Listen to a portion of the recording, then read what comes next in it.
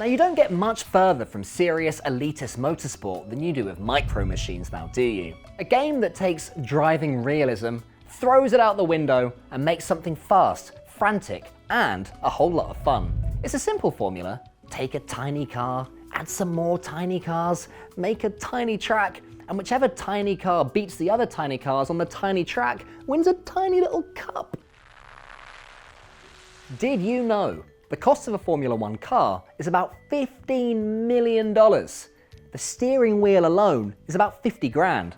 Crazy, right? And that's why they're all so careful when they drive. It's sensible, but also very dull. We the people, and by that I mean me the people, want to see crashing, bashing, and a complete and utter disregard for human life. That is why I like Wreckfest. Gone are the safety cars, fire teams, and health and safety red tape.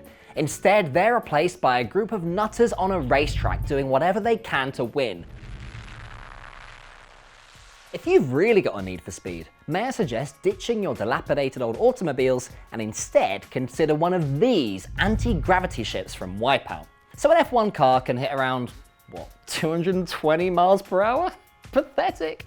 Your Wipeout wagons will easily breeze around corners at many thousand kilometers per hour. Wait, hold up, I'm not great with metric. Is that definitely faster? It's definitely faster.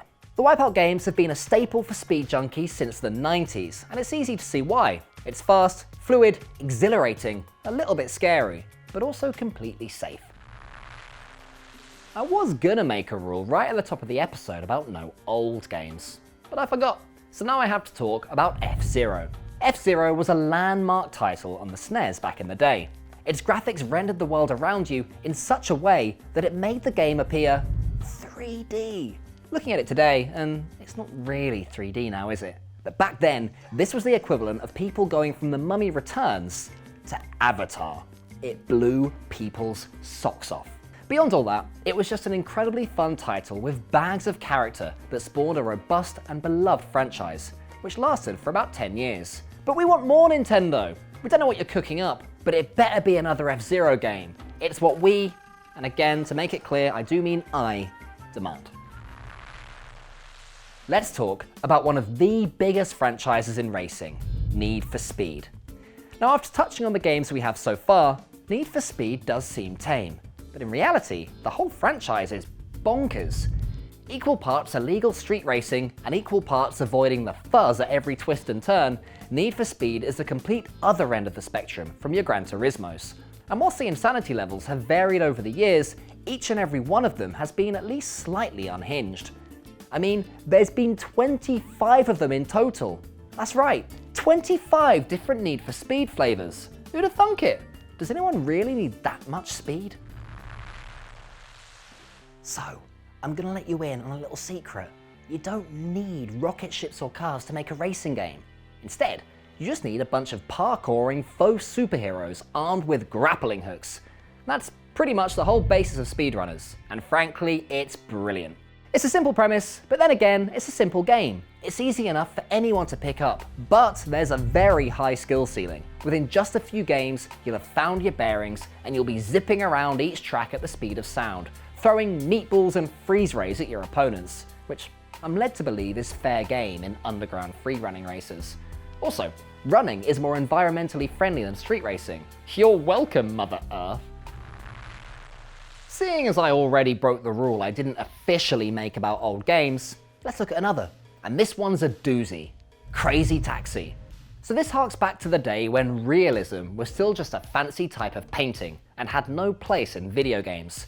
People wanted the outlandish. They wanted Crazy Taxi. The aim, simple. Get from A to B. How? There are no set rules here. Chaos is encouraged.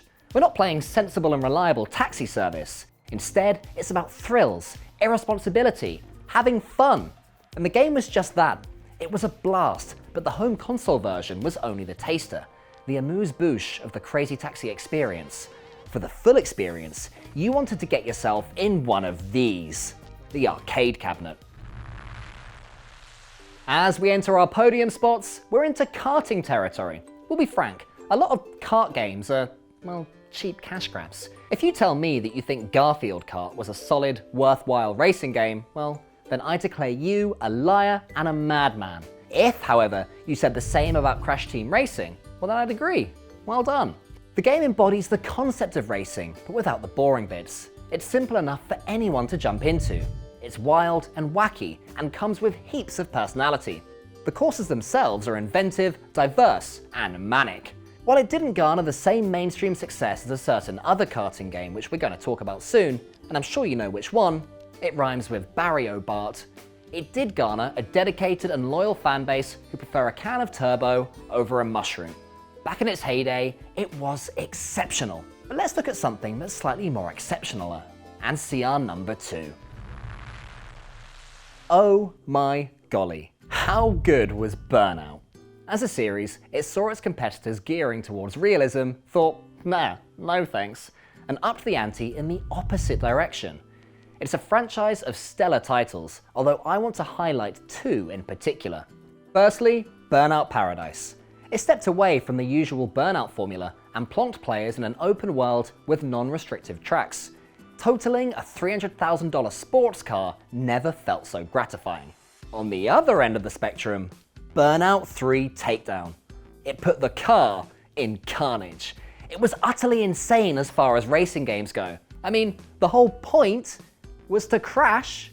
In any other racing medium, if you go up in a ball of flames, you get doused with a fire extinguisher and then told you've lost because you're rubbish at driving apparently. But in Burnout 3, they hand you a trophy. What a game. It's Barrio Bart. Number 1 is Barrio Bart, or Mario Kart as some people call it. Some of you might have thought I'd have a shred of credibility or I'd have some surprises up my sleeve, but I don't. Only Barrio. Now for all of you who are upset at me, especially you Crash Team Racing fans, I'm sorry, I am. But Mario Kart is good. To be diplomatic, okay, maybe it's not better, but it's more accessible. Not to mention straight up iconic. Forget your Silverstones and your Nürburgrings. Give me Rainbow Road, Bowser's Castle, Wario Coliseum. It's not hard to see why it's achieved this status. It's colourful, fast, the courses are inventive and vivid. You've got easy ways to antagonize friends and family with simple, intuitive systems. It's just good old-fashioned family fun. Leave the elitism and the micromanagement to that Forza lot. I'm not here to preserve the tread on my tyres, I just want to slap a gorilla in the face with a banana. So there we have it. Some top-notch racing games for those of you that can't be bothered with all the rigmarole that goes into actual motorsport. For those that like all that, well, I'm sure I've ticked you off with my opinions. But get in line, because behind all the CTR, F1 and Garfield Kart fans, there's a bunch of Barrio lovers. I've been Mr. Opinions, aka CoolCole93, and you've been great for watching. I'll see you next time.